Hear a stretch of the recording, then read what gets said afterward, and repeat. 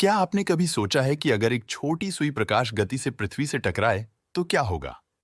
कल्पना कीजिए कि एक छोटी सी वस्तु इतनी बड़ी गति प्राप्त कर रही है। यह एक दिलचस्प विचार है ना? खैर, परिणाम आपकी सोच से कहीं अधिक गंभीर होंगे। प्रभाव को समझने के लिए हमें सबसे पहले आइंस्टीन के सापेक्षता के सिद्धांत और गतिज ऊर्जा की अवधारणा को समझना होगा। आइए सरल करें। आइंस्टीन का सापेक्षता का सिद्धांत यह हमें बताता है कि भौतिकी के नियम सभी पर्यवेक्षकों के लिए समान हैं, चाहे उनकी गति या कमी कुछ भी हो। इसका यह भी प्रस्ताव है कि प्रकाश की गति सभी पर्यवेक्षकों के लिए समान है, चाहे उनकी गति या दिशा कुछ भी हो। अब इस सिद्धांत के अनुसार कोई वस्तु जितनी तेजी से चलती है वह उतनी ही भारी हो जाती है। हाँ, तुमने यह सही सुना। इसका द्रव्यमान प्रभावी रूप से बढ़ता है। दूसरी ओर गतिज ऊर्जा किसी वस्तु की गति के कारण होने वाली ऊर्जा है।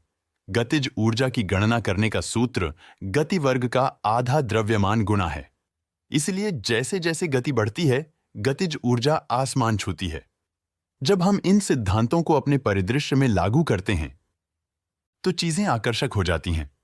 जैसे जैसे सुई प्रकाश की गति के करीब पहुंचती है, उसका द्रव्यमान बढ़ता है, जिससे उसकी गतिज ऊर्जा में भारी वृद्धि होती है। जब यह पृथ्वी से टकराता है, इस सारी ऊर्जा को कहीं जाना होगा और यह एक बड़े विस्फोट में रिलीज होगी। इसलिए यदि एक सुई प्रकाश गति से पृथ्वी से टकराती है तो परिणामी ऊर्जा रिहाई एक बड़े परमाणु विस्फोट के बराबर होगी। तो इन सब का हमारे ग्रह के लिए क्या मतलब है? खैर, कल्पना कीजिए कि एक छोटी सी सुई से परमाणु जैसा विस्फोट होता है। यह सब उसकी अद्भुत गति के कारण होता है। यह गतिज ऊर्जा की शक्ति है जो सामान्य वस्तुओं पर लागू होने पर सैद्धांतिक भौतिकी की विस्मयकारी और कभी-कभी बेहद डरावनी संभावनाओं का प्रमाण है। इसलिए जबकि परिदृश्य पूरी तरह से काल्पनिक है, यह हमें गति, द्रव्यमान और ऊर्जा की अविश्वसनीय शक्ति में एक चौंकाने वाली अंतर्दृष्टि देता है।